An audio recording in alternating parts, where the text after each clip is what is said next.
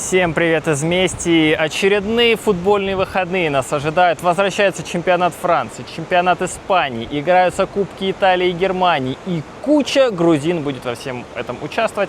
Давайте разберемся, какие главные противостояния нас ждут в эти выходные. Погнали!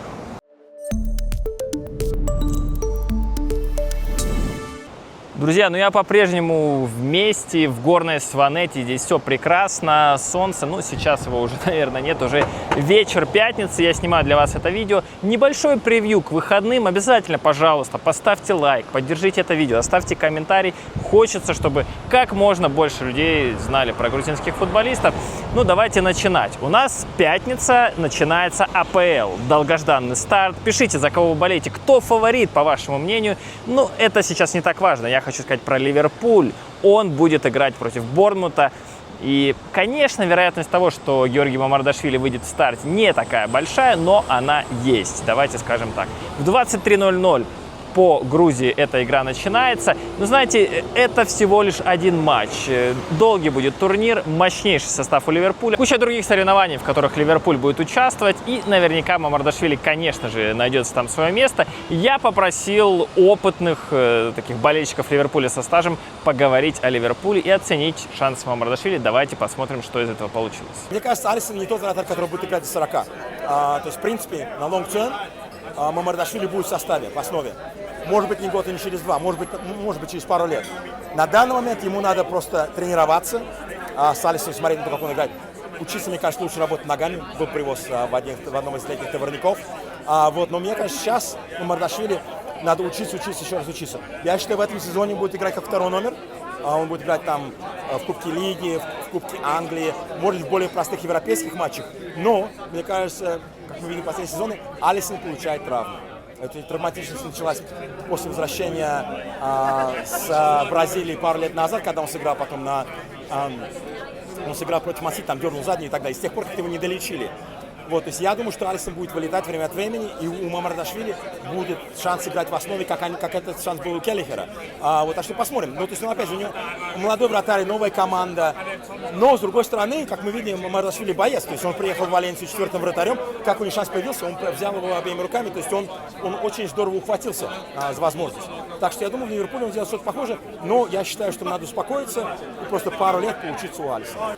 Что можно сказать по поводу Георгия Мамардашвили в Ливерпуле? Первое, что приятно, что он потихоньку осваивается в команде, потому что я помню, что первое время писали, что он все время один и почему-то ни с кем не общается, но потихоньку это все прошло, и сейчас, если вы смотрели за соцсетями Ливерпуля, за видео, которое снимала команда Ливерпуля, он уже общается вовсю с другими игроками, особенно там, с Фримпонгом, и, в общем, уже является частью команды. Это, конечно, приятно. Но второе, что можно сказать по поводу игры Мамардашвили. Да, был момент в предсезонке, когда была совершена грубая ошибка, но скорее не им, а Костасом Цимикасом.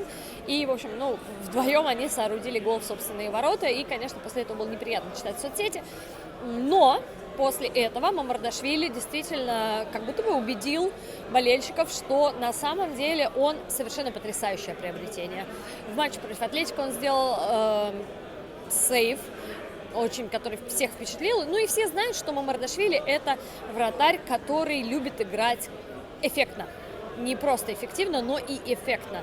То есть это человек, который, может быть, играет там не броско, но вдруг в какой-то момент он совершит такой сейв, что просто все соцсети будут в экстазе. И так оно и произошло. Что касается Алисона, конечно же, Алисон номер один, это не обсуждается, и поэтому Георгию будет довольно трудно, естественно, занять пост номер один. Собственно, поэтому ушел Келлихер, потому что ему пора было уже играть как номер один. Но матчей много. И, как говорил Арне Слот, он хочет создать две боеспособные команды. И в этом плане Мамардашвили отличный бэкап для Алисона. То есть в определенных матчах, я 100% уверена, что он будет выходить в матчах на кубок. Он будет выходить в каких-то матчах Лиги Чемпионов, и, может быть, в каких-то матчах чемпионата, где можно поберечь Алисона. И в целом, я думаю, что он совершенно точно не испортит картины. Это человек, на которого болельщик Ливерпуля может положиться. И это очень приятно. Это очень приятно. И на самом деле фанат Ливерпуля поддерживает полностью это мое мнение. Да, за исключением той ошибки, которую они сделали вместе с Цимикасом. По сути, Если вы почитаете соцсети, вот после товарищеских матчей Мамардашвили произвел грандиозное впечатление, и, в общем, все очень рады, что он сюда приехал. Надеюсь, у него здесь действительно все сложится хорошо. Вот такие расклады. Знаете, честно, я во многом согласен и с Марией, и с другим нашим гостем, что, в принципе, у Мамардашвили будут шансы. В принципе, Алисон рано или поздно уйдет. Сейчас нужно Георгию просто сконцентрироваться на тренировках, на рабочем процессе. Все равно в таком сумасшедшем коллективе, который уже практически миллиард евро стоит, есть чему учиться. Я уверен, и с такими футболистами рядом. Мы это видели уже на тренировках.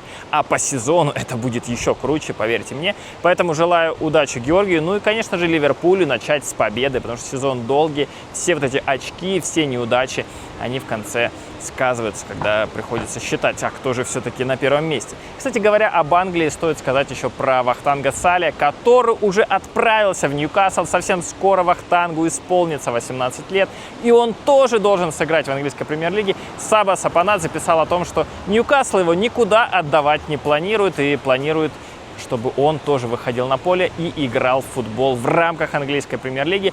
Классная новость. Надеюсь, что Вахтанг будет достаточно игрового времени получать. Давайте в это верить. Вот такая панорама Месси.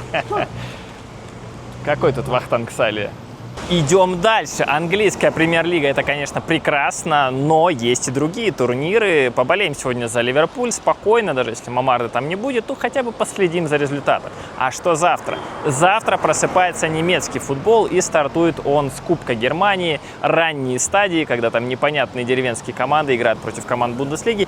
Вот завтра тоже будут такие матчи, и мы увидим в деле Георгия Гочалиишвили, который стал игроком Гамбурга. Ну и, конечно же, Буду Зевзевадзе, который уже еще по ходу прошлого сезона стал игроком Хайденхайма. В принципе, оба, я думаю, будут в основной обойме. Так вот, Гамбург сыграет с командой Пирмазенс. Это будет в 15:00 по Грузии. А в 17:30 мы увидим матч Бахлингера и Хайденхайма. Я думаю, отличные матчи для адаптации грузинских футболистов, полноценные. Мне кажется, Зевзевадзе еще не до конца в Хайденхайме адаптировался. Ну и для пополнения лицевого счета. Голевые передачи, голы, все сойдет, все прокатит. Ждем матчи ребят. Ну и в 19:00 в этот же день Георгий или Жорж Микаутадзе, кому как нравится, сыграет на выезде против Ланса. Первый тур французской лиги 1, где, к сожалению, пока нет Зурико Давиташвили. Зурико остался пока в Сент-Этьене. В Лиге 2, очень много слухов, куда он может перейти. Там и Болонья, и команды Лиги 1, и Рен, я чего только не слышал. И если вы знаете инсайды, куда Зурико отправится, или куда вы хотите его отправить, где вы его хотите увидеть, пишите. Вдруг так и случится. Вдруг он смотрит это видео и послушает вас. Вот так закончится этот день. Говоря про Жоржа Микаутадзе, я скажу, что он на вот этих сборах, на предсезонке забивал немало. Он забивал ворота Гамбурга, Мальорки, Хетафи. И голы были разные, из пенальти, из игры. Поэтому вполне стоит ожидать, что он станет основным нападающим, и, может быть, после еще нескольких сезонов в Лионе, каких-то даже титулов с Лионом, он пойдет еще на повышение. Давайте за этим следить. Идем дальше, переходим к воскресенью. Воскресенье в 19:15 Мец Страсбург. Сразу два грузинских футболиста могут дебютировать во французской лиге 1. Два Георгия, Абуашвили и Цитаишвили. В общем-то, неплохую предсезонку оба футболиста провели, но вот это разгромное поражение от Хофенхайма 0-8, сумасшедшее, страшное.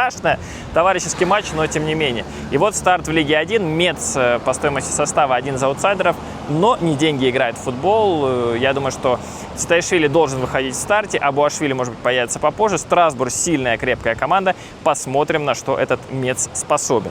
Ну а вечером в 22:45 Нант ПСЖ, Хвича Кварацхелия. Новоиспеченный обладатель Суперкубка Европы. Вы, если не смотрели мой репортаж об этой игре, обязательно посмотрите. Если не смотрели про Местью и про шансы Хвичи Кварацхелии на золотой мяч, тоже посмотрите вот этот ролик. Ну а Нант ПСЖ обязательно тоже, конечно же, посмотрите, потому что первая игра, я думаю, Париж будет вкатываться. Я надеюсь, что Хвича сыграет не на правом фланге. И вообще матчи ПСЖ — это всегда интересно. Что придумает Энрике, как он расположит игроков на поле, что будет делать Баркаля, будет ли он отдавать передачи на Хвичу или нет.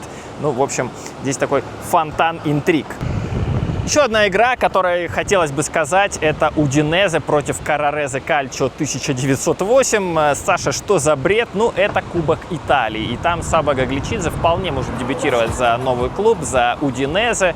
Ну, мне хотелось бы верить, что это случится. Мне хотелось бы верить, что Сабо будет основным игроком Удинезе. В прошлом сезоне прекрасно он играл в Эмполи. Эмполи вылетел. Эмполи это не спасло. Этого было недостаточно. Но, тем не менее, давайте верить в светлое будущее Сабо Гагличидзе. Я думаю, что у него все шансы есть, чтобы в Удинезе себя проявить и пойти еще на повышение в итальянские гранды, тем более, что с Удинезе контракт долгий. Видимо, понимают итальянские ребята, куда они деньги инвестировали. Я, кстати, не знаю, был ли Сабо на матче Суперкубка. Напомню, что в Удине играл Хвича, и я вот не видел фотографий Хвичи с Сабой. Ну, наверное, они должны быть. Если вы такие видели, пишите или подскажите, где их найти. Друзья, на этом все. Надеюсь, что было интересно. Пишите, какие матчи вы планируете смотреть, как много вообще вы футбола смотрите на выходных, потому что его сейчас будет больше, больше, больше и больше. Но, говоря о прошедшей неделе, я еще отмечу вылет Гурама Каши из Лиги Чемпионов. Ну, знаете, помог зато он другим грузинам. Георгий Зария и Лука Гадрани, они вместе с Кайратом Слован обыграли, поэтому, кто знает, ну вот Георгий Заря уже в каком-то Еврокубке досыграет. Я напомню, что Кайрат вышел в раунд плей-офф Лиги Чемпионов, где сыграет с Селтиком. Это будут потрясающие матчи, и я желаю Георгию Заре наконец-таки в Еврокубках себя проявить, потому что в Казахстане получалось все очень хорошо, но в Еврокубках пока как-то вот не складывается. Я верю, что потенциал есть, и все у него должно получиться. И еще Анзор Миквабишвили вышел классно на замену за команду Университета Краева. Как будто бы первый матч 3-0, все понятно, но потом 1-4 было. И вот именно Миквабишвили, прекрасная подача с углового, после чего удалось еще один мяч отыграть. И вот в Университете прошла дальше. К сожалению, грузинских клубов в Еврокубках не осталось, но повторюсь, что грузинских футболистов достаточно. Мы ждем старта ведущих чемпионатов, мы ждем список Саньоли и, конечно же, сентябрьских матчей. Ставьте лайк, если ждете больше меня. Это будет интересно, это будет классно. Спасибо за просмотр и нахвамдиц.